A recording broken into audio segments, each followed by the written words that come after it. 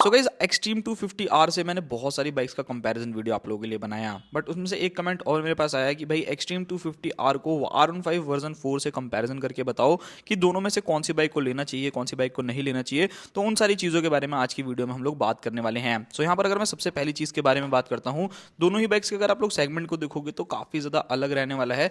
मतलब एक तरफ आप लोगों को बाइक देखने को मिलने वाली है पूरी की तरीके से फुल्ली फेयर्ड मशीन, और एक तरफ अगर आप लोग देखोगे तो भाई आप लोगों को नेकेड मशीन मिलती है। सो सबसे पहली चीज़ मैं यही कहना चाहूंगा आप लोगों को कि अगर आप लोगों को एक फेयर्ड मशीन पसंद है तो भाई आप एक फेयर्ड मशीन की तरफ जा सकते हो, और अगर आपको नेकेड पसंद है तो आप नेकेड की तरफ जा सकते हो। उसी के साथ यहाँ पर अगर दूसरा चेंज देखोगे जो कि आपको मेजर देखने को मिलेगा, एक तरफ एक बाइक आती है आपको 155 सीसी की single cylinder liquid cooled engine के साथ, वहीं अगर आप लोग दूसरी बाइक को देखते हो तो वो एक 250 सीसी कैटेगरी की रहने वाली है। सो लगभग 100 सीसी का इंजन जो है वो डिफरेंस है। तो इन दोनों ही बाइक्स की कैटेगरीज भी आप लोगों के लिए अलग देखने को मिलती है और सीसी भी जो है वो अलग देखने को मिलता है। बट यहाँ पर हम लोग कंपैरिजन करने वाले हैं कि कौन सी बाइक किसके लिए ज़्यादा बेटर रहेगी, किसको R15 की तरफ जाना चाहिए और किसको एक्सट्रीम 250R की तरफ जाना चाहिए। तो सबसे पहले बात करते हैं लुक्स एंड डिजाइन के बारे में। यहाँ पर अगर आप एक्सट्रीम को देखते हो तो भाई ये अपने सेगमेंट के अंदर ना सबसे ज्यादा बेस्ट ऑफरिंग कर रही है लुक्स के मामले में, कोई दो राय नहीं है। नेकेड बाइक में बहुत ही ज्यादा जबरदस्त आप लोगों को लुक प्रोवाइड करती है।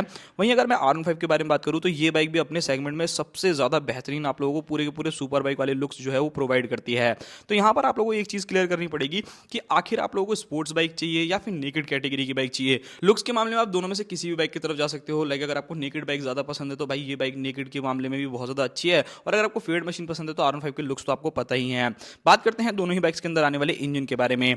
यहाँ पर अगर आप लोग 250R को देखते हो तो 249 सीसी का single cylinder liquid cooled FI BS6 complaint engine मिलता है, जो कि लगभग 30 bhp का मैक्सिमम पावर और 25 न्यूटन मीटर का टॉर्क जो है वो जनरेट करती है। सो काफी ज्यादा माइंड ब्लोइंग पावर जो है वो आप लोगों को मिल जाती है विद 6 स्पीड गियर बॉक्स। वहीं अगर मैं R15 के बारे में बात करूं तो मैं इस बाइक में जो कंपटीशन कर रहा हूं भाई, आप लोगों को R15 वाला एडिशन जो है वो उसको कंपैरिजन में मैंने लिया है, बिकॉज वो टॉप मॉडल रहने वाला है। और यहाँ पर अगर आप R15 को देखते हो ना तो आपको अलग अलग वेरिएंट्स भी देखने को मिलते हैं। कुछ थोड़े सस्ते हैं, किसी में क्विक शिफ्टर नहीं है, किसी में TFT डिस्प्ले नहीं है। तो वो आप अपने हिसाब से देख लेना भाई कि आपको कौन सी बाइक समझ में आती है कौन सी नहीं। यहाँ पर अगर मैं बात करूँ R15 के बारे में, 155 सीसी का single cylinder liquid cooled FI BS6 complaint engine मिलता है, जो कि 18.1 bhp का पावर 14.2 न्यूटन मीटर का टॉर्क जो है वो जनरेट कर देता है। सो यहाँ अगर पावर वाइज देखोगे तो भाई जमीन आसमान का फर्क है, मतलब डबल डबल आप लोग एक तरीके से कह सकते हो। तो यहाँ पर अगर आपको पावर वाइज जाना है तो आप डेफिनेटली जो है वो एक्सट्रीम की तरफ जा सकते हो, और अगर आप लोगों को एक मिनिमल पावर चाहिए 155 सीसी के हिसाब से तो आप जो है R15 की तरफ जा सकते हो। और R15 के जितने भी वर्जन है उसमें इंजन जो है वो सेम है, सेम पावर प्रोड्यूस जो है वो करते हैं। हाँ, फीचर्स में जो है वो डेफिनेटली आपको चेंजेस देखने को मिल सकते हैं। बात करते हैं नेक्स्ट पॉइंट के बारे में कि दोनों ही बाइक्स के अंदर आने वाले फीचर्स। यहाँ पर अगर आप लोग फीचर्स में देखोगे तो आप लोगों को ऑलरेडी सेटअप देखने को मिलेगा। LCD डिस्प्ले आप लोगों को मिल जाती है, hazard light, USB charger, Bluetooth connectivity, slipper clutch, dual channel ABS, 11.5 litre का फ्यूल टैंक, ऑटोमेटिक हेडलाइट्स मिल जाती हैं, स्विचेबल आपको ABS मिलेगा, SOS फीचर देखने को मिल जाएगा। तो ये सारे के सारे फीचर्स जो हैं वो आप लोगों को मिल जाते हैं एक्सट्रीम में।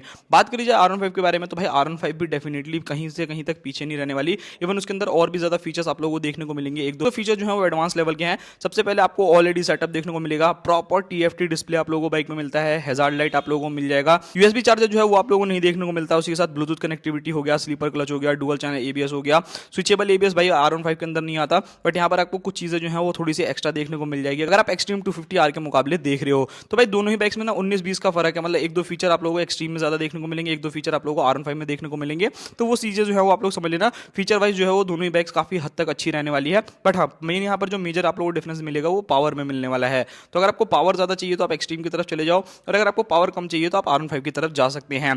बात करते हैं दोनों ही बाइक्स के अंदर आने वाले टायर्स के बारे में। सो यहाँ अगर आप लोग टायर देखोगे ना तो भाई आप लोगों को 110 70 70 से आपको फ्रंट टायर, 150 60 17 से वो टायर देखने को मिलता है एक्सट्रीम के अंदर। वहीं अगर मैं R15 के बारे में बात करूं तो वहां पर जो आपको टायर सेक्शन देखने को मिलता है वो 100 सेक्शन का फ्रंट टायर देखने को मिलता है, 180 17 जिसके 140 70 R70 आपको रियर टायर देखने को मिलता है। तो टायर के मामले में डेफिनेटली एक्सट्रीम जो है वो ज्यादा बेटर रहेगी, ज्यादा ग्रिप वाइज आप लोगों को प्रोवाइड करने वाली है। बट वहीं अगर आप R15 को देखोगे तो उसके भी टायर बुरे नहीं है भाई, जो टायर आपको स्टॉक मिलते हैं ना काफी अच्छा, मतलब लीन करना चाहो, कॉर्नरिंग करना चाहो, बहुत ही अच्छे तरीके से जो है उस बाइक के ऊपर कर सकते हो।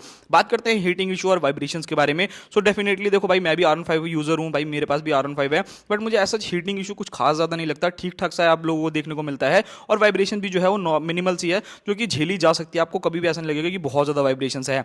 बट एक्सट्रीम के केस में ना ये चीजें थोड़ी सी अलग हो जाती हैं। एक तो बड़ा इंजन आप लोगों को मिलता है, तो कहीं ना कहीं डेफिनेटली थोड़ा बहुत हीटिंग इशू जो है ये ज्यादा आप लोगों के लिए प्रोड्यूस करने वाला है R15 के मुकाबले। और वाइब्रेशन तो डेफिनेटली आप लोगों को हीरो की बाइक में देखने को मिलेगी ही मिलेगी, बिकॉज इंडियन ब्रांड है, कहीं ना कहीं वाइब्रेशन पे धीरे धीरे कंट्रोल कर रहे हैं। बट अभी उस लेवल की एडवांस टेक्नोलॉजी नहीं मिलती कि आप लोगों को इंडियन कंपनीज में वाइब्रेशंस मिले ही ही ना।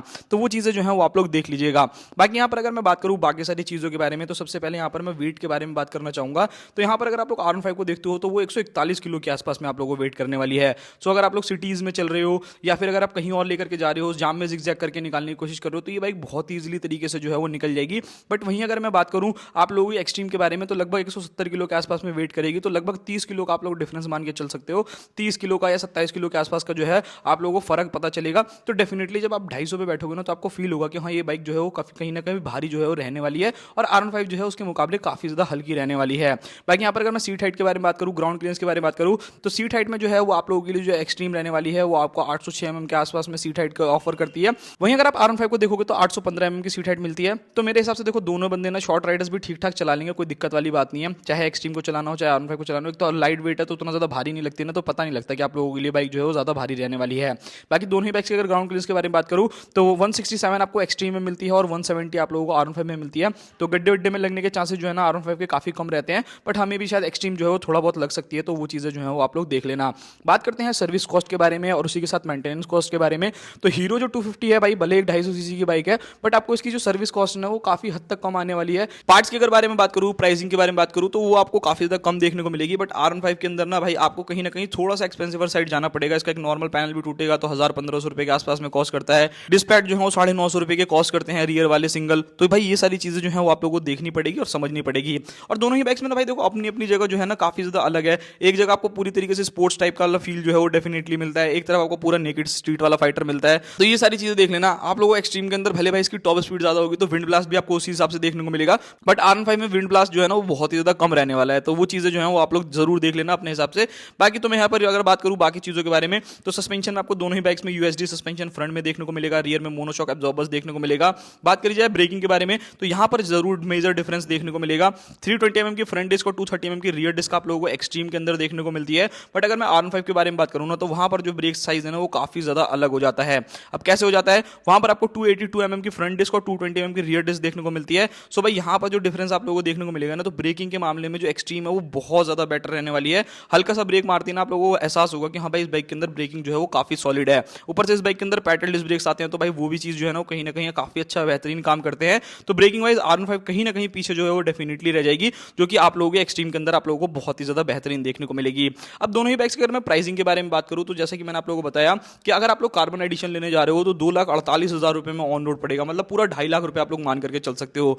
बट वहीं अगर आप लोग एक वैल्यू फॉर मनी प्रोडक्ट देख रहे हो, तो भाई आप लोगों को एक्सट्रीम जो है वो 2,07,000 रुपए में ऑन रोड देखने को मिल जाएगी। तो लगभग 41,000 रुपए का डिफरेंस जो है ना वो दोनों ही बाइक्स के अंदर आप लोगों को देखने को मिलेगा। तो भाई मैं तो आप लोगों को यही रिकमेंड करूंगा कि भाई अगर आप लोग लेने के लिए जा रहे हो, अगर आपको एक वैल्यू फॉर मनी प्रोडक्ट चाहिए कि नहीं यार, मतलब मैं 155 सीसी के लिए 2.5 लाख रुपए नहीं खर्च कर सकता, उतने में तुमको 250 सीसी मिल रही है और उससे भी कम प्राइस में मिल रही है, तो डेफिनेटली उस कंडीशन में जो है भाई आप एक्सट्रीम 250R की तरफ जा सकते हो, कोई दिक्कत वाली बात नहीं है। बट हाँ, अगर आपको ऐसा लगता है कि भाई मेरे को रिलायबिलिटी चाहिए, मुझे रिलायबल इंजन चाहिए, मुझे थोड़ा सा स्पोर्ट्स वाला फील चाहिए, उसी के साथ TFT जो है वो एकदम ओरिजिनल जैसे TFT होती है ना, कुछ उस टाइप की होनी चाहिए, सो उस कंडीशन में जो है वो आप R15 की तरफ जा सकते हो। तो यही सारी की सारी चीजें हैं बाकी। और मैं आप लोगों को मालूम होगा कि अगर आप लॉन्ग राइड्स करना चाहते हो तो एक्सट्रीम पे थोड़ा सा ज्यादा बेटर हो जाएगा भाई, क्योंकि उसके अंदर हैंडल जो है ना नॉर्मल रहने वाला है, तो आपको ऐसे कंधे में दर्द या हथेलियों में दर्द नहीं होगा। बट अगर आप R15 को लेते हो तो वहां पर हो सकता है कि आपके कंधों में, हथेलियों में थोड़ा बहुत दर्द जो है वो आप लोगों को फेस करने को मिले। तो यही था वीडियो, मिलते हैं किसी और नेक्स्ट वीडियो में। आई होप्स आप लोगों को वीडियो जो है समझ में आ गई होगी। बाकी मैंने आप लोगों के लिए बहुत सारी वीडियोस बना रखी है जिसमें मैंने एक्सट्रीम 250R को बहुत सारी बाइक से कंपैरिजन किया है। तो अगर आपको वीडियो देखना हो तो लिंक डिस्क्रिप्शन में मिल जाएगा, जाकर के चेकआउट कर सकते हो। मिलते हैं किसी और नेक्स्ट वीडियो में।